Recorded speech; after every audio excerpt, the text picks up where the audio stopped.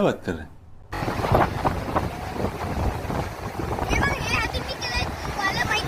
Guys तुम्ही हे बघू शकता हे किती ओळखीचं आहे.